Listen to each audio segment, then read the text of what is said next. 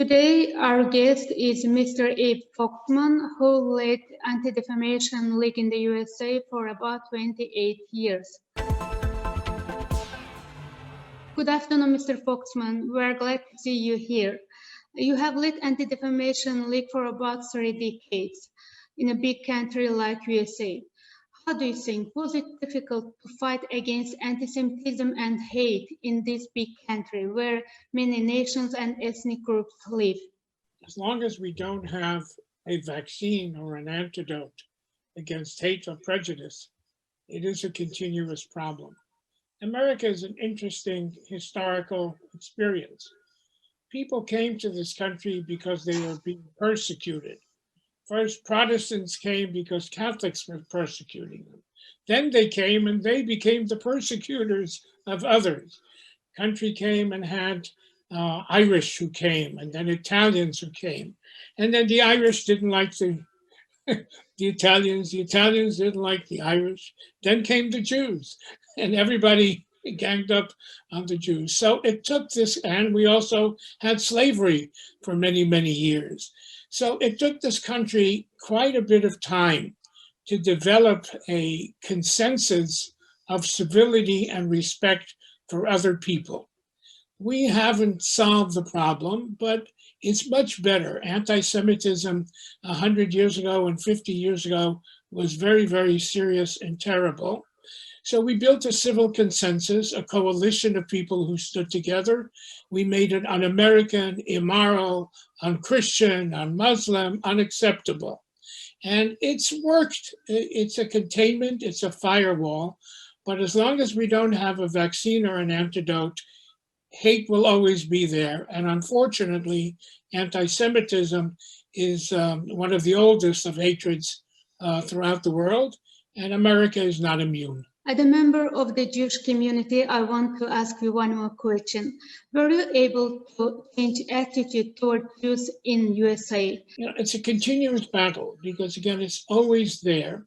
And prejudice, hate, anti-Semitism serves many interests. It has many masters, and it metastasizes. There's a story that Mark Twain was one of the great novelists, comedians of America. And over 100 years ago, he traveled to Europe. And wherever he went, he found anti-Semitism.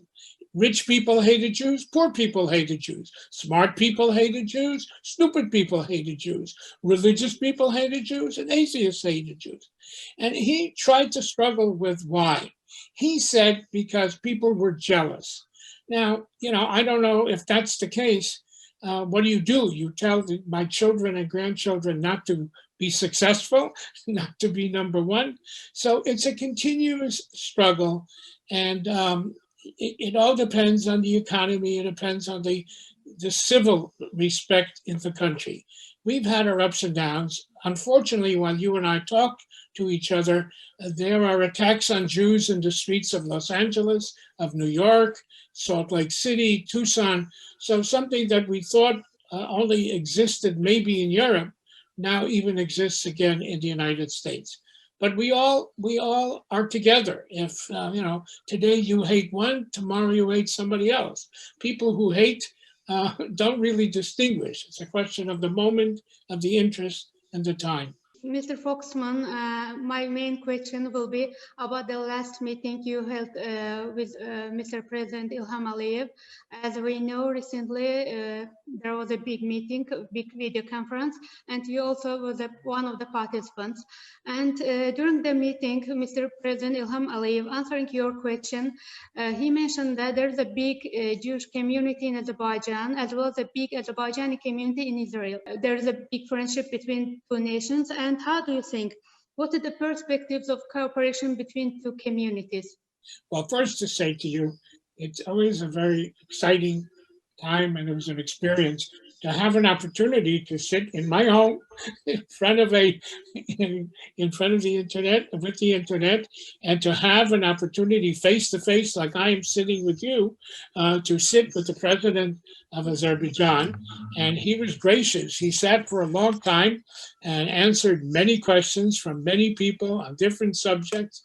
So first, just to acknowledge that it is, it's very important because I think it strengthens relationships and understandings. My question was about the relationship between how he would describe the relationship between Azerbaijan and Israel. And he, of course, spelled it out. And because there are common values, there are different religions, but as long as one religion respects another religion, then there is room for understanding, for cooperations.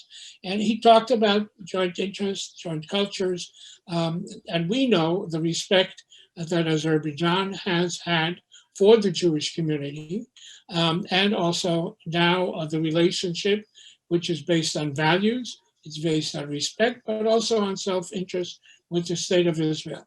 Diaspora plays an important role. The Jewish people have a huge diaspora. It's 50% of the Jewish people live in the state of Israel, and 50% of the Jewish people live in diaspora. So we've learned how to build and continue to share our issues, our values, our culture, and reinforce each other. And so to some extent, the Azerbi community in Israel and the Jewish community in Azerbaijan are a very important element, cement and highway to keep the relationships strong and important.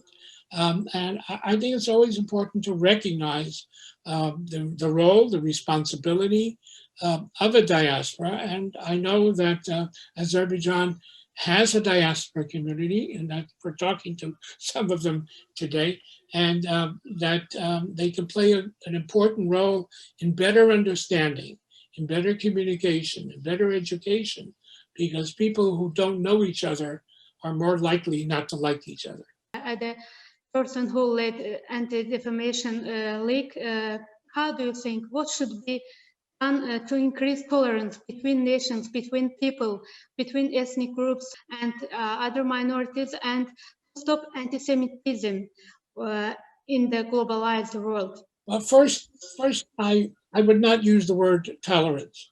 Tolerance is almost okay.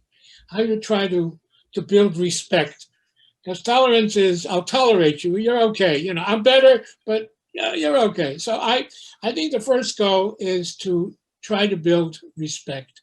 How you do it, look, again, I don't think after Auschwitz, after the world learned about Auschwitz, what hate can do, and it didn't develop a vaccine, we're not going to have one.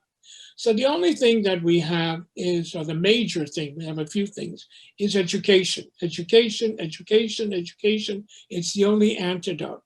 Also, people meeting people, getting to know people.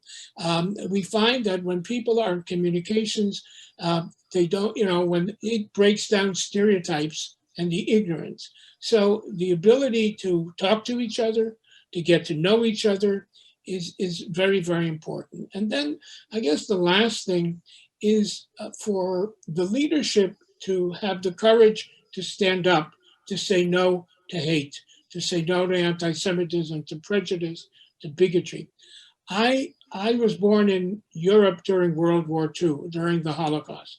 And I am sitting here with you today because there was a lady, a Catholic lady, who had the courage to risk her life to save me. So, when it comes to hate, hate is bullying, bullying is hate.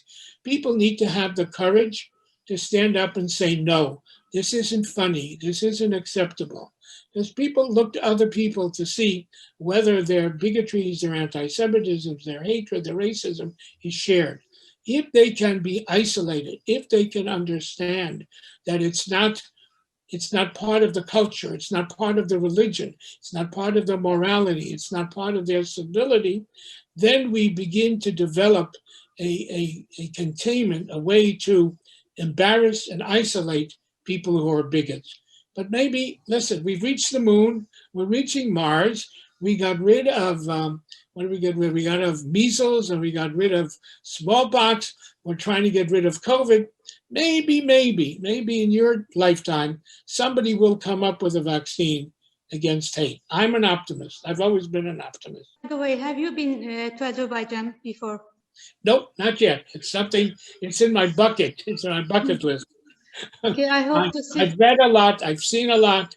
I've participated in a lot of conferences, but have not yet personally visited, and I look forward to it once the world comes back to normalcy after COVID. We need more Azerbaijan in this world. Azerbaijan is a Muslim country. It's not a big country, but it has had the courage to stand up for what it believes, whether it's for its citizens or other citizens. There aren't very many countries that, again, we as the Jewish people can embrace and say, hey, look at this place. Look what they're doing. Look how they stand up. Look how they believe in respect. The fact that the religions differ doesn't really matter because we're all created by one God. So yeah, it is. I would like to see more Azerbaijans in the world, so there would be a model for, as you say, tolerance, but I say respect and better understanding. Mr. Foxman, one more time, thank you. I wish you good health. I wish you to stay healthy in this world. I hope soon the world will come to normal, and I hope you will visit Azerbaijan. Thank you.